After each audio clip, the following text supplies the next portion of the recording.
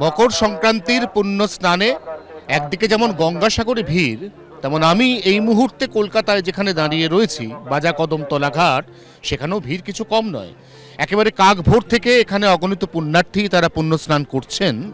এই পুণ্য স্নান অনেকেই গঙ্গাসাগর গিয়েও করতে পারতেন, কিন্তু সেখানে মাত্রাতিরিক্ত ভিড়, সেই কারণে অনেকে গঙ্গাসাগর হয়ে ইতিমধ্যেই পৌঁছে গিয়েছেন বাবুঘাটের ট্রানজিট ক্যাম্পে।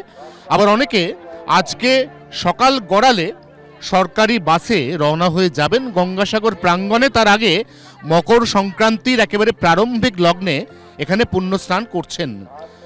বাজা কদমতলা ঘাটের স্লপিং এমনভাবে তৈরি, আমরা জানি এটা কলকাতার অন্যতম বড় একটি বিসর্জনের ঘাট, যেখানে আলাদা করে কোনো স্টেপ বা সিঁড়ি নেই।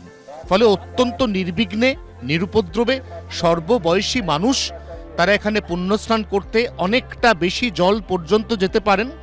তারপর তারা যদি বিপদসীমা অতিক্রম করেন তাহলে তাদেরকে সতর্ক করার জন্য, যেমনটা আমরা দেখতেও পাচ্ছি, রিভার ট্রাফিক পুলিশ তাদের হোভারক্রাফট তৈরি রয়েছে।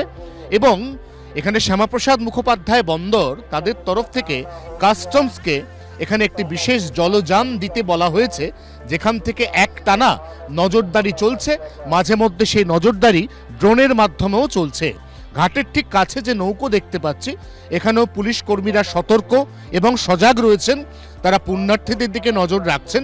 যদি কেউ অতি উৎসাহে বেশি গভীর জলে এগোতে চান, তাদের সঙ্গে সঙ্গে মাইকিং করে সতর্ক করা হচ্ছে। অগণিত মানুষ যারা এই মুহূর্তে পুণ্য স্নানে অংশ নিয়েছেন, তাদের সিংহভাগ ভিন রাজ্যের। বরঞ্চ তাদেরই একজনের সাথে কথা বলে জানার চেষ্টা করি এখানকার বন্দোবস্ত সম্পর্কে তারা কি বলতে চান। आपसे पूछना चाहेंगे कि ये जो बंदोबस्त है पूरा यहाँ पे पुण्य स्नान डुबकी लगाने का, ये जो पूरा का पूरा बंदोबस्त है, ये बंदोबस्त ठीक है? कैसा लगा? कैसा लगा? बढ़िया जी, बढ़िया लगा। जी कहाँ जी से आए हैं? छिंदवाड़ा एमपी जिला से। अच्छा।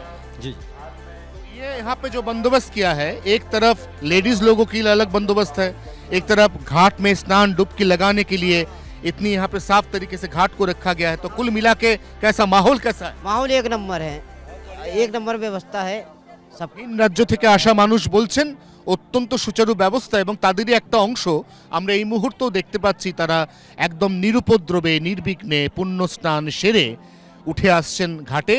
এবং তারা পরের যে ব্যক্তি যিনি পুণ্য স্নানের জন্য ইতিমধ্যেই প্রস্তুতি নিচ্ছেন, তাকে একদম জল পর্যন্ত নামার সুযোগ করে দিচ্ছেন। কলকাতা পুলিশের তরফ থেকেও একই ঘোষণা বারবার করা হচ্ছে, যেখানে বলা হচ্ছে যাদের যাদের পুণ্য স্নান হয়ে যাচ্ছে তারা যেন অহেতুক জলে বেশিক্ষণ সময় নষ্ট না করে উঠে আসেন, যাতে পরবর্তী মানুষকে সুযোগ দেওয়া যায়। আমরা যদি এই ঘাট চত্বর ধরে ক্রমশ রাস্তার দিকে যেতে থাকি, তাহলে আমরা দেখব যে এখানে ভিন রাজ্যের পুণ্যার্থীরা ইতিমধ্যেই কার্যত ঘাটের দখল নিয়েছেন। গঙ্গাসাগর যে মূল প্রাঙ্গণ, সেখানে তো ভিড় হচ্ছেই। সেখানে এবছর রেকর্ড ভিড় হওয়ার সম্ভাবনা, তার কারণ এই বছর 2026 সেখানে কুম্ভ মেলা নেই। ঠিক সেই কারণেই গঙ্গাসাগর মেলায় একদিকে যেমন রেকর্ড সংখ্যক পুণ্যার্থীর ভিড় তার অনুমান করা হচ্ছে, তেমনি সেই ভিড়ের একটা ছোট অংশ এই মুহূর্তে ভিড় জমিয়েছেন বাজা কদমতলা ঘাটে। এখানে আলাদা করে আমরা দেখতে পাচ্ছি পুলিশের তরফ থেকে মাইকিং চলছে। ঘাট চত্বরের নিরাপত্তাকে সুনিশ্চিত করার জন্য এখানে পুলিশ কর্মীরা একদম ঘাটের মধ্যে বসে জলের দিকে নজর রাখছেন।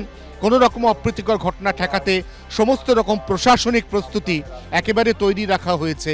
এবং তার পাশাপাশি যাদের জন্য এই এত আয়োজন, অর্থাৎ সেই ভিন রাজ্য থেকে আগত পুণ্যার্থীরা হাজারে হাজারে কাতারে কাতারে এই মুহূর্তে পুণ্য স্নান করছেন কলকাতার বাজা কদমতলা ঘাটে। 24 ঘন্টার জন্য ক্যামেরা অরিন্দমের সঙ্গে অয়ন, কলকাতা। বাংলার আওয়াজ, বাঙালির আবেগ, জি 24 ঘন্টা।